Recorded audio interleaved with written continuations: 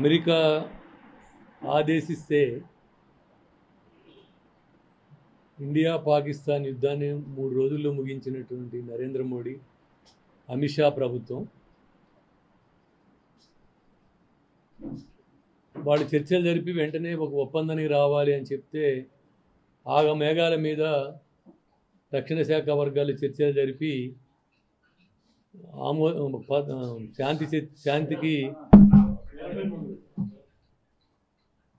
శాంతితో ఒప్పందానికి అంగీకార పత్రం రాసిచ్చినటువంటి బీజేపీ ఆర్ఎస్ఎస్ సర్కారు దేశ పౌరుల మీద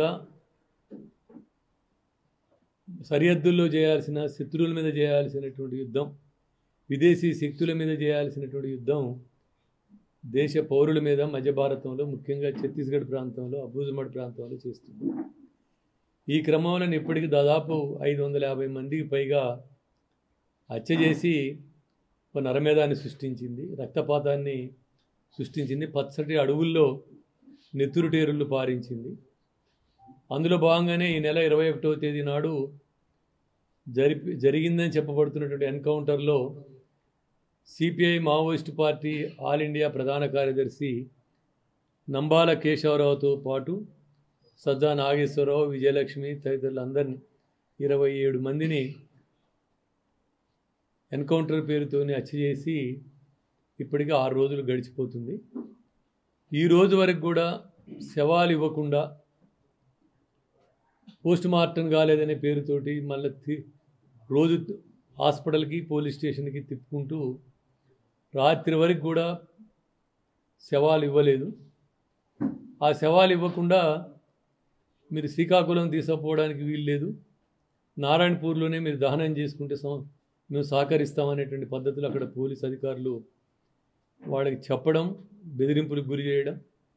అదేవిధంగా శ్రీకాకుళం ఎస్పీ జిఎన్నపేటలో కూడా ఒక పెద్ద పోలీస్ క్యాంపు పెట్టి ఆ ఊరికి ఎవరూ రాకుండా చేయడం. అదేవిధంగానే ఎస్పీ కూడా వాళ్ళ సోదరులను ఇద్దరిని బెదిరించి ఆంధ్రప్రదేశ్ పోలీసు యొక్క అధికారుల ఆదేశాలతోటి, ప్రభుత్వం యొక్క ఆదేశాలతోని, చంద్రబాబు నాయుడు, పవన్ కళ్యాణ్ యొక్క ప్రభుత్వం యొక్క ఆదేశాలతోటి ఇక్కడ అంత్యక్రియలకి ఇక్కడ జరపడానికి వీలు లేదనేటువంటి, అది మీరు శవాన్ని తీసుకురావడానికి పోవడానికి వీలు లేదనేటువంటి హెచ్చరికలు వాళ్ళ అన్నదమ్ములకు కూడా చేయడం అనేటువంటిది ఏదైతుందో అత్యంత దుర్మార్గమైనటువంటి, నరహంతక పూరితమైనటువంటి ఫాసిస్ట్ చర్య అనేటువంటిది సిపిఎంఎల్ మాస్ లైన్ ప్రజాపంద పార్టీ భావిస్తూ ఉన్నది. దీన్ని మేము తీవ్రంగా నిరసిస్తున్నాం. ఇటీవల హర్యానా గవర్నర్ దత్తాత్రేయ గారు ప్రకటన ఇచ్చారు. అంతిమ సంస్కారం అనేది గౌరవంగా చేయడం, అది హిందూ సాంప్రదాయం, భారతీయ సాంప్రదాయం, దానికి చాలా గౌరవం ఇవ్వాలని చెప్పి దత్తాత్రేయ గారు ప్రకటన ఇచ్చాడు. మరి వాడి ప్రభుత్వమే శవాలు కూడా బంధువులకు ఇవ్వకుండా వారం రోజులు కుళ్ళిపోయే విధంగా, ఒక రకంగా తూటా పడితే పాయిజన్ పడ్డట్టు శవం కుళ్ళిపోద్ది. ఆ విధంగా ఆ గాయాలన్నీ కనపడకుండా ఏం జరిగిందో అనేటువంటి తెలియకుండా చేసేటువంటి పద్ధతి ఏదైతుందో ఇది చాలా అమానవీయమైనటువంటిది, అమానుషమైనటువంటిదని మేము భావిస్తూ ఉన్నాం. అదినే ఈరోజు కేశవరావు అంత్యక్రియలకు హాజరు కావడానికి మా పార్టీ తరఫున కామ్రేడ్ గుమ్మడి నరసయ్య గారు, షేక్ గౌసు, అదేవిధంగా ఈ జిల్లా నుంచి ఇంకో ప్రతినిధి రవి అనేటువంటి పౌర హక్కుల సంఘ నాయకుడు శ్రీకాకుళం వెళ్ళి టెక్కల్లో రాత్రి ఉన్నారు. ఆ ఊరికి పోనీయట్లేదు అనేటువంటిది పోనీయకుండా అడ్డంకులు కల్పించారు. అదేవిధంగా శ్రీకాకుళం వెళ్ళి ఆ తర్వాత విశాఖపట్నం వెళ్ళి వాళ్ళ తల్లిదండ్రులను కలిసి రావాలనేది ఉన్నారు. ఒక ఇతర పార్టీలు కానీ, కనీసం మాజీ శాసనసభ్యులు కానీ, ఇప్పుడు శాసనసభ్యులు కానీ కనీసం కుటుంబాన్ని పరామర్శించడానికి, ఆ శవానికి కనీసం నివాళులర్పించడానికి కూడా అవకాశం కల్పించలేనటువంటి దుర్నీతి, ఓ దుర్మార్గమైనటువంటి పద్ధతిని అటు బీజేపీ ఆర్ఎస్ఎస్ సర్కారు, ఇటు చంద్రబాబు నాయుడు సర్కారు కూడా అనుసరిస్తున్నటువంటి విధానం ఉంది. ఇది చాలా అన్యాయం, ప్రతి ఒక్కరూ ఖండించాల్సినట్టు అవసరం ఉందని చెప్పి మేము భావిస్తూ ఉన్నాం. అని ఇప్పటికైనా ఆంధ్రప్రదేశ్ హైకోర్టుకి పోలీసులు ఒక అఫిడవిట్ దాఖలు చేశారు. పోలీసులను సంప్రదించితే శవాలు ఇస్తామని చెప్పి. మీరు ఛత్తీస్గఢ్ పోలీసులను సంప్రదించండి, మీకు శవాలు ఇస్తారని చెప్పి హైకోర్టు ఒక కాపీ ఇచ్చింది వాళ్ళకి. కానీ వాళ్ళు ఎంత సంప్రదించినా శవాలు ఇవ్వనే పరిస్థితి మీకు తెలుసు, మాకు తెలుసు.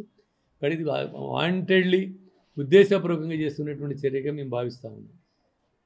ఎందుకు ఈ చర్య చేస్తున్నారు అంటే ఈ రాష్ట్రంలో ఈ దేశంలో ఉన్నటువంటి అనేక మంది ప్రజాస్వామికవాదులు ప్రజలు అదేవిధంగా కనీసమైనటువంటి ప్రజాస్వామిక విలువల్ని గౌరవించేటువంటి వాళ్ళందరూ చర్చలు జరిపి శాంతియుత వాతావరణం కల్పించాలా, రెండు వర్గాలు కూడా శాంతిని పాటుపడాలనేటువంటిది డిమాండ్ చేస్తూ ఉన్నారు. అనేక ఒత్తిళ్ళు వచ్చినా కూడా అనేక మంది మాజీ సైనికాధికారులు కూడా అలాంటి అభిప్రాయాలు వ్యక్తం చేసిన కేంద్ర ప్రభుత్వం చర్చలు జరపడానికి సంసిద్ధంగా లేదు, ఛత్తీస్గఢ్ ప్రభుత్వం సిద్ధంగా లేదు. కాబట్టి ఆ సిద్ధంగా లేనటువంటి విధానం ఏదైతే ఉందో నాగా వాళ్ళతోటి చర్చలు జరిపారు, సిక్కింలో వాళ్ళతో చర్చలు జరిపారు, అస్సాంలో ఉల్ఫా తీవ్రవాదులతోటి చర్చలు జరిపారు, అదేవిధంగా అనేక చోట్ల నాగాలతో చర్చలు జరిపారు. ఇలాంటి అనేక చోట్ల చర్చలు జరిపి ఒక వాతావరణాన్ని కల్పించడానికి కోసం ప్రయత్నం చేసినటువంటి నేపథ్యం ఈ కేంద్ర ప్రభుత్వానికి ఉంది. కానీ ఒక కమ్యూనిస్టు భావజాలంతో ఉన్నటువంటి వీళ్ళతో చర్చ జరపడానికి సిద్ధం కాకుండా నిర్మూలించడమే ఒక కార్యక్రమంగా ఒక రకంగా సిగ్గు విడిచి మొత్తం కూడా ఎరాడికేషన్ చేస్తాం, నిర్మూలన చేస్తాం అనేటువంటి పద్ధతుల్లో చేయడం ఏదైతే ఉన్నదో, ఇలా ఇజ్రాయెల్ కనుక హమాస్ మీద ఎట్లా చేస్తుందో, అంత విధ్వంసం చేస్తుందో, అన్ని పసిపిల్లలతో సహా దాదాపు 80-90% ఇళ్లని ధ్వంసం చేసి ఆస్తుల్ని ధ్వంసం చేసి జనాన్ని ధ్వంసం చేసి మరణానికి గురి చేసినటువంటి ఏదైతే అది యూదు జాతి దురహంకారం ఉందో ఆ దురహంకారాన్ని ఇక్కడ నరేంద్ర మోడీ అమిత్ షా ప్రభుత్వం కూడా అనుసరిస్తుందని చెప్పి భావిస్తూ ఉన్నాం. అదేవిధంగా ఎందుకు కేశవరావు బాడీని ఇవ్వడానికి ఇంతకుముందు అనేక మంది బాడీలు ఇచ్చారు, ఎందుకంటే ఈ ఎన్కౌంటర్ మీదనే అనేక అనుమానాలు వ్యక్తం అవుతుంది. ఏ అనుమానాలంటే ఆయన పట్టుకొచ్చి కాల్చి చంపారేమో అనేటువంటిది అనుమానాలు వస్తుంది. ఎందుకు ఆ అనుమానాలు వస్తున్నాయంటే ఆయన డెడ్ బాడీని చూస్తే తలకి గాయమైంది, కణతకు గురిపెట్టి కాల్చినట్టుగా దగ్గర నుంచి ఉంది. రెండోది ఆయన తలకి రంగు వేసుకున్నాడు, గడ్డను సేవింగ్ చేసుకుని ఉంది. ఇన్ని వేల బలగాలు ఇన్ని రోజులను చుట్టుముట్టి చాలా భయంకరమైన వాతావరణంలో ఉన్నటువంటి స్థితిలో అంత నింపాదిగా మనిషి ఉండగలుగుతాడా అనేటువంటిది సందేహాలు ఉన్నాయి. అందుకనే ఒరిస్సాలో పట్టుకొచ్చారని లేకపోతే ఆ దగ్గర ల్యాండ్లో పట్టుకొచ్చి కాల్చి చంపారు, ఇందులో చాలా వీళ్ళ టీముని అంతా అనేటువంటిది వస్తున్నటువంటి వార్తలు. కాబట్టి దాని మీద విచారణ జరపాల్సినటువంటి అవసరం ఉంటుంది. కాబట్టి డెడ్ బాడీస్ని కుళ్ళబెట్టి ఎందుకు కనీసం చూడటానికి కూడా అవకాశం లేకుండా చేసేటువంటి పద్ధతుల్లో అనుసరిస్తున్నారని చెప్పి మేము భావిస్తున్నాం. అందుకని మేము కోరేది ఈ డెడ్ బాడీస్ని వెంటనే ఒప్పగించాలి బంధువులకి. అదేవిధంగా సుప్రీంకోర్టు కూడా జోక్యం చేసుకొని దాని మీద న్యాయ విచారణ జరపాలా.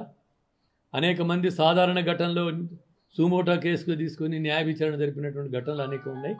కాబట్టి ఇంత పెద్ద ఎత్తున మారణ హోమం జరుగుతున్నటువంటి ఘటనలు, అందులో ముఖ్యంగా ఆదివాసులు ఎక్కువ మంది చనిపోతున్నటువంటి ఘటనలలో స్త్రీలతో సహా మహిళలతో సహా ఆదివాసులు ఎక్కువ చనిపోతున్నటువంటి ఘటనలో స్పందించి చెలించి సుప్రీంకోర్టు అయిన న్యాయ విచారణ జరపాలని చెప్పి డిమాండ్ చేస్తా ఉన్నాం. ఇప్పటికైనా ఆర్ఎస్ఎస్ బీజేపీ సర్కారు అనుసరిస్తున్నటువంటి నరహంతక చర్యల్ని ఆపాలని చెప్పి డిమాండ్ చేస్తూ ఉన్నాం. అదేవిధంగా తప్పనిసరిగా ఇప్పటికైనా వెంటనే బంధువులకి దాన్ని ఒప్పగించాలి, ఆ నిర్బంధాన్ని ఆపు చేయాలనేటువంటిది చంద్రబాబు నాయుడు ప్రభుత్వాన్ని కూడా కోరుతూ ఉన్నాం. అందుకనే చంద్రబాబు ప్రభుత్వం కానీ బీజేపీ సర్కారు కానీ వీళ్ళంతా ఎన్కౌంటర్లో చేసినటువంటి దాంట్లో దిట్టలు. కాబట్టే ఇలాంటి ఘటనలు ప్రజాభిప్రాయాన్ని కూడా అంగీకరించని, ప్రజాస్వామిక అభిప్రాయాన్ని కూడా అంగీకరించినటువంటి స్థితి ఉందని చెప్పి మేము భావిస్తూ ఉన్నాం. అందుకే దాన్ని తీవ్రంగా ఖండిస్తూ ఇప్పటికైనా వెంటనే ఒప్పగించాలని, సుప్రీంకోర్టు కూడా న్యాయ విచారణ జరిపించాలని చెప్పి డిమాండ్ చేస్తాం. ఇండియా పాకిస్తాన్ తాజా అప్డేట్స్ కోసం డౌన్లోడ్ చేసుకోండి RTV లైవ్ యాప్.